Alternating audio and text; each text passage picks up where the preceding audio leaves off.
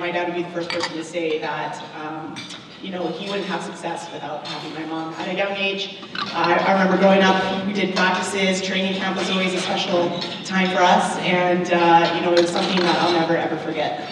You know, the biggest thing with, I know for me, is Wally just believed in players. If you're a good player, he wants, you know, in my case, he wanted you to have the ball because he knew that he was giving you an opportunity. And for me personally, I didn't want to let him down. I knew that he was giving me an opportunity to be a #1 guy or even just a part of the team, that I was going to do everything in my power not to let this man down, because sometimes you can't always, you know, tell everybody the whole truth.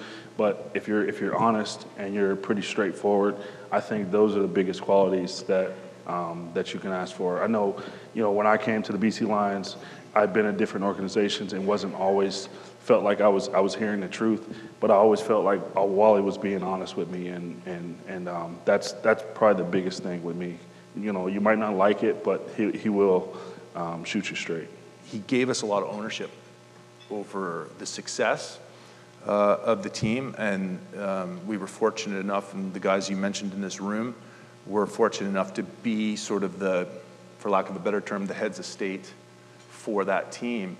And what they will take away from their interaction with Wally Buono is it's a level of leadership and truth that comes down to their own careers when they were trying to be football players, and that it was a level of honesty that is very rare in the world in general, and especially in sports. To Wally's credit, he always listened too. He'd always hear you first. So whether he always agreed with you, and his job is to make the decisions, right? But that left a big impression on me, that he was listening first. He wanted to hear your input, and whether he decided to implement, you know, the player's idea or what have you was going to be up to him. But I was always impressed that even, I mean, just this year, right? He was always willing to listen and hear the players, and we implemented some practice ideas and travel things this year that came from the leadership group from the players. So up until his last moment, so often leading is by following and hearing what the room and the people around you are saying. And so Wally always had a really good sense for what the room was feeling, right? When you talk about 282 games won, I don't think people truly realize how hard that is. Yes, he's also has a record for losing. He tells us all that.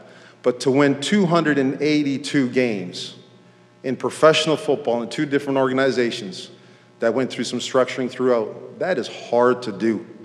So I want you to understand how hard that is and how great that is. You know, 5 Grey Cup championships as a coach, extremely hard to do. But the numbers that really matter to that man are 1, 4, and 6.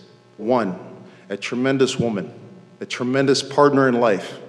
4, the great kids that he has. And 6, the great grandkids that he has. That's what that man's legacy is about.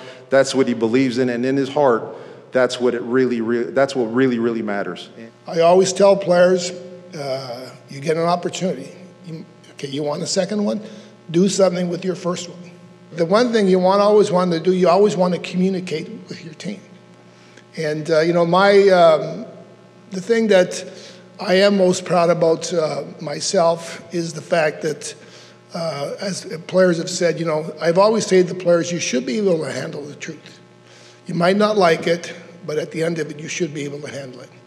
And if you can't, then deal with it.